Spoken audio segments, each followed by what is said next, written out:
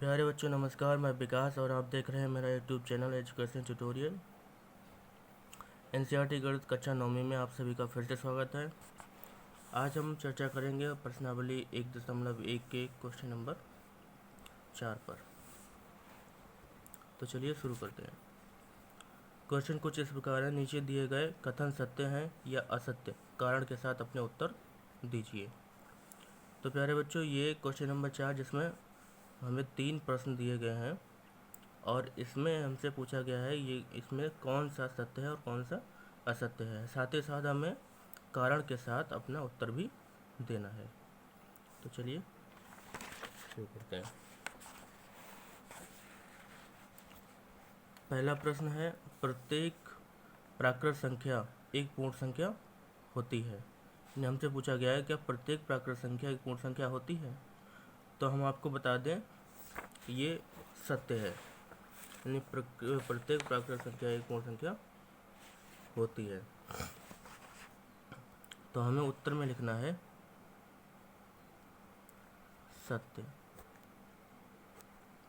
और साथ ही साथ हमें कारण भी देना है। तो कारण में हम लिख देंगे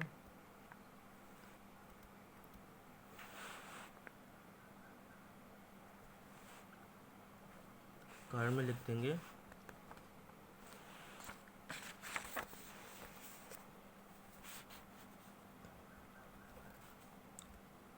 में लिख देना है सत्य, और कारण में लिखना है क्योंकि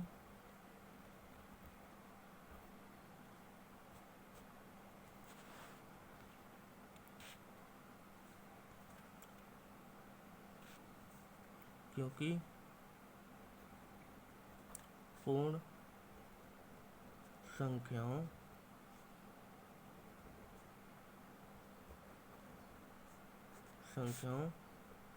के समूह में पूर्ण संख्याओं के समूह में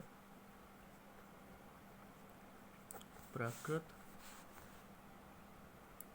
संख्याएं शामिल होती हैं।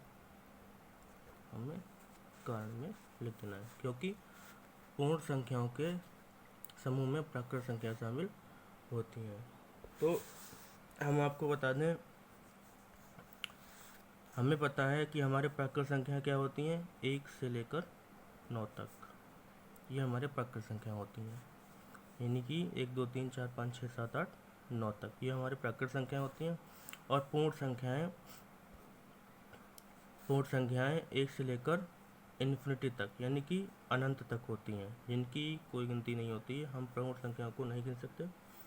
1 से लेकर अनंत तक पूर्ण संख्याएं होती हैं, और इन्हीं पूर्ण संख्याओं में प्राकृत संख्याएं भी शामिल हो जाती हैं। तो हमें कारण में लिख देना है क्योंकि पूर्ण संख्याओं के समूह में प्राकृत संख्याएं शामिल होती हैं।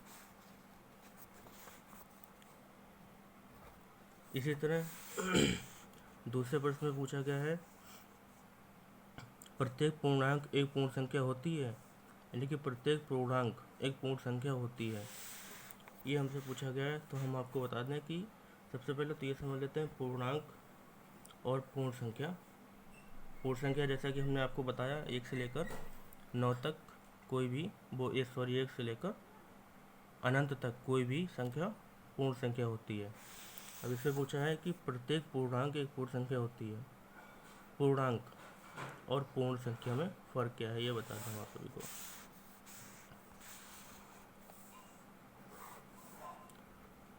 पूर्णांक और पूर्ण संख्या, तो पूर्ण संख्या यानी कि पूर्ण का मतलब होता है कंप्लीट, पूरी तरह से। ऐसी संख्या जो कंप्लीट होती है, कंप्लीट संख्या कहलाती है, वो पूर्ण संख्या भी कहलाती है। जैसे 1 से लेकर अनंत तक कोई भी पॉजिटिव यानी कि धनात्मक संख्या पूर्ण संख्या कहलाती है। जितनी भी उसमें संख्याएं प्लस की होती हैं वो सारी संख्या पूर्ण संख्या कहलाती हैं। और पूर्णांक ऐसी संख्याएं होती हैं जिनमें 0 से लेकर कोई भी संख्या, चाहे वो प्लस की हो चाहे वो माइनस की हो, जीरो से लेकर कोई भी संख्या, या वो प्लस की हो या वो माइनस की हो, सारे संख्याएं पूर्णांक कहलाती हैं। और पूर्ण संख्याओं में केवल धनात्मक संख्याएं ही होती हैं, इसमें ऋणात्मक संख्याएं नहीं होती हैं। ऋणात्मक संख्या पूर्ण नहीं कहलाती है, पूर्ण संख्या नहीं कहलाती है। और पूर्णांकों में धनात्मक संख्या भी होती हैं और ऋणात्मक संख्याएं भी होती हैं। तो इसके उत्तर में हम लिख देंगे असत्य, और कारण में लिख देना है क्योंकि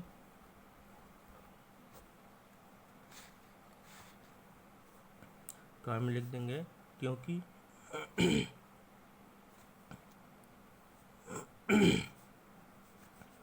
क्योंकि पूर्णांक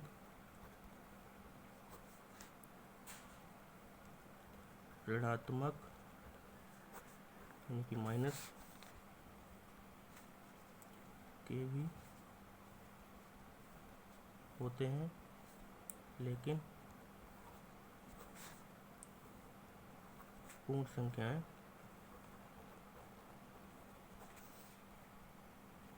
ऋणात्मक नहीं होती हैं।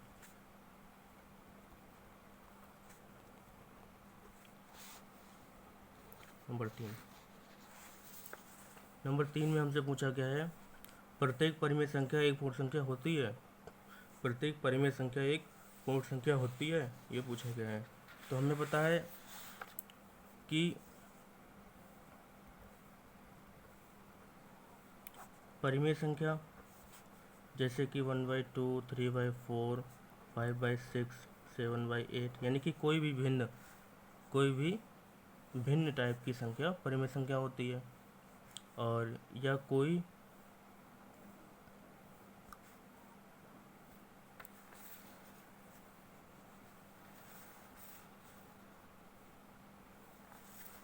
ठीक है, कोई भी भिन्न टाइप की संख्या परिमेय संख्या होती है। और पूर्ण संख्या क्या होती है? पूर्ण संख्या होती है 1, 2, 3, 4 डैश इन्फिनिटी, अनंत तक।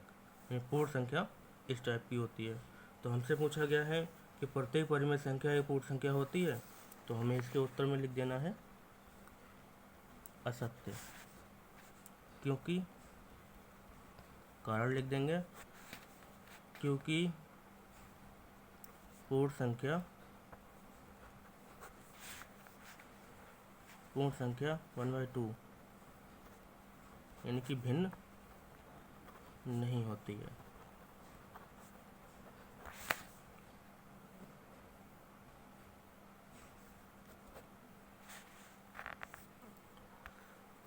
तो प्यारे बच्चों, ये आज के क्वेश्चन नंबर 4 में ये हमारे तीनों प्रश्नों के हल हो जाएंगे।